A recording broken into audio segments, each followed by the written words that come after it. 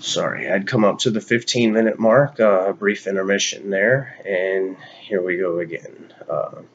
But yes, basically with the hacking, if you go in and require like the requirements to use the internet, you can prevent a lot of the hackers from going in and continuously gaining this unauthorized access to the computer. Require like personalized information logins, where it associates, say, like a specific person that uses the internet versus, say, like the internet access usage being assigned by an internet service provider. This type of personalization can definitely assist, preventing the cybercrime, and it's especially beneficial in preventing terrorism, like on the international level. It can definitely be accomplished through multiple different ways. And the reason why it's so beneficial or so crucial is with terrorism, they rely solely, or I wouldn't say solely, but they rely heavily on the media. For one, for like publication of their information and propaganda, two, for recruiting, and three, for communication. Basically, Al Qaeda was like in the process of becoming uh, eliminated, and they had discovered the internet and how to use the internet. Basically, they had split off into separate little groups, where it was very hard for them to be tracked, and just communicated through the internet and used that type of system against the United States public, citizens and public. With that being said, basically, once they had reconnected, they had realized the importance of the internet and started using it. The tactics that they used, basically to hide their identity, has changed over the years to stay ahead of law enforcement, because as law enforcement becomes aware of how they're hiding or how they're communicating, once being infiltrated, they just change, how they go in and do their communications. The constant changing of, say, like profile names, their pictures. They'll post, say, one name with a picture, and then the next name will have no picture. Change the name slightly. Once when they go in and create these multiple user accounts, and constantly change up the information, it's really hard to find and hard to track people.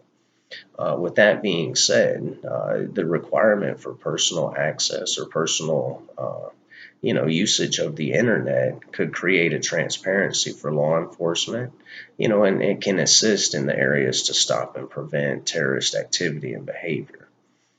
The social networking is kind of the bread and butter of terrorist activity. They go in and they spread the political propaganda. They do their terrorist recruiting. With these websites, it's even been known that they can go in and, say, just follow specific stories or specific events of the day or of the week, and with just the people that follow, basically it shows they're either confirming or, like saying yes or saying no to different questions that are being posed to them in code. With that being said, eliminating the possibility to create these multiple fictitious online profiles, will definitely assist law enforcement in being able to thwart international terrorism. The online profiles is really a big deal, because everyone knows how easy it is to create an online profile. I mean, really, it only requires an email address, and everyone knows really it's pretty easy to create an email address, from multiple different free carriers. You don't have to pay for it. With that being said, you can create multiple email addresses and multiple profiles, making it very tough, for law enforcement to keep up with terrorist activities and terrorist communications, in requiring regulated access to the internet. Basically, it'll make whoever, a person says they are online, in fact, like that's who they are. Uh, With that being said, this will assist law enforcement techniques in infiltrating the terrorist groups. It reduces the anonymity of the online profiles, or the anonymous nature of the internet. Because, terrorist organizations require many, many hours of surveillance, and undercover work to be infiltrated, by law enforcement. And, with that being said, if they're able to create profiles that say better match someone that really exists, then, they'll be able to infiltrate these terrorist organizations better. By being able to infiltrate the organizations, they can gather intelligence on, possible terrorist activities, terrorist recruiting, where they gather, how they carry out attacks, what attacks they're planning to carry out. This method will definitely expedite, government response on any type of action that could, or, possibly is going to be carried out. Um, like the time it would take for the terrorist organizations, to actually trust these online profiles would definitely be diminished once that anonymity is removed from, the internet. Um, Another big deal is, like, the safety and security of personal information on the internet. This is another area of abuse that, basically demands government intervention. Like, with the increased usage of electronic devices, these devices contain and store data that can easily implicate someone in a crime. Everybody sees almost daily, different news stories involving someone using a cell phone camera, to record an event, or, to record an illegal activity, posting it or online, social media, delivering it to the news station. A lot of times this evidence, is saved and stored on these electronic devices that the government can go in and actually use in trials. um, with that being said, recently there was an instance in the United States where the FBI was investigating a terrorist shooting suspect.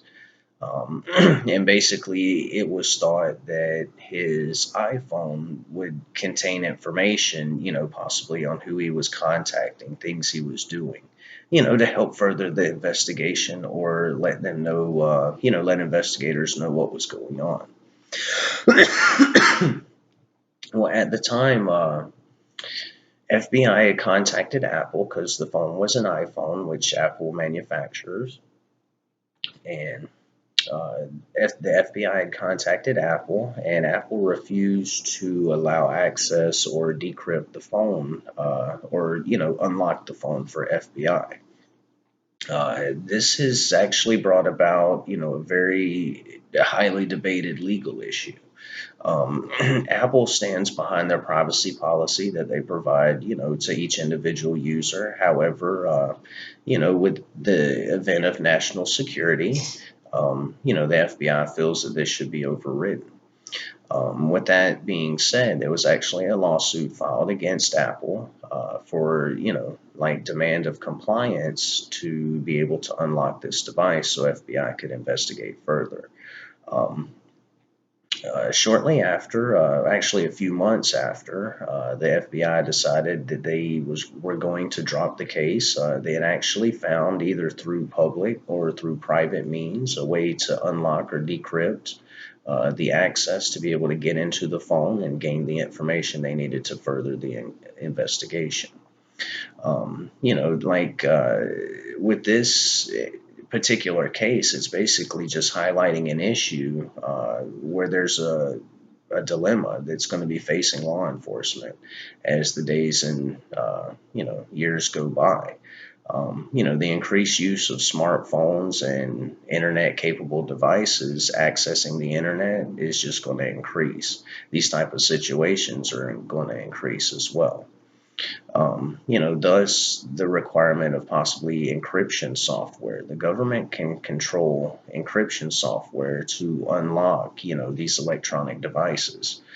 These requirements could be implicated on all electronic devices that are sold in the United States. Like in the specific case with the iPhone. They were the FBI were unable to go in and unlock the phone due to the suspect being killed. Like following his recent attack that killed people. With them being able to go in and access the information, has led to this huge issue where the FBI have actually been able to crack the security. In the rare cases that the suspects, are incapacitated due to injury or death, if the government had like regulation over the encryption software, they would hold a key, like a master key to gain access to the electronic devices, without losing all of the stored information. Because if you go in and reset the phone where you can unlock it, a lot of times it does reset that information for privacy as a security feature. Um, but with that being said, that definitely it creates the issue of the expectation of privacy, because when people go in and buy these electronic devices, they expect privacy, from the government, from others, from people that could possibly go in and access this information no matter what. That's why they buy these devices sometimes for their specific privacy policies. There was a specific case in United States versus Jones, 2012, where Justice Scalia, or late Justice Scalia, had upheld a decision from 1967 in Katz versus the United States. Basically, the two cases are significant because the first one, United States versus Jones, implicated Jones by the use of an electronic device, which was a GPS tracking device. The device was placed on the car by law enforcement. However, the scope by which they were investigating was beyond the time of what the warrant was allowed. That was the main issue being argued. With that being said, the evidence was found that a search was done, and it was done illegally by the use of the electronic device or the storage of the electronic device. With that being said, the expectation of privacy that Jones, felt that he had against the electronic device actually did not work out in his favor at that point. But the big thing about the case is it was based upon the Katz versus United States in 1967, where they were considering the effects. Like where a warrantless search would be done, where it would protect someone's private belongings and, quote unquote, their effects. With that being said, with the electronic devices being considered effects, this would include like cell phones, PDAs, laptops, like anything electronic that had like an electronic lock. Um, this ruling has allowed for the precedents to prevent law enforcement to conduct a warrantless search. But however, if the search or the warrant is valid, this information should be allowed or, should be able to be accessed, no matter what privacy agreement the person has with the company or, what type of security feature the device has. Um, Actually, Justice Sotomayor, she had agreed, that she had recognized that the Fourth Amendment rights were basically designed at the time that were in question, basically for searches that were non-physical in nature. She just wanted to point out that the decision was based on, crimes that were happening when the searches were physical in nature. And what I mean by non-physical and physical, we're going to take a break for a moment.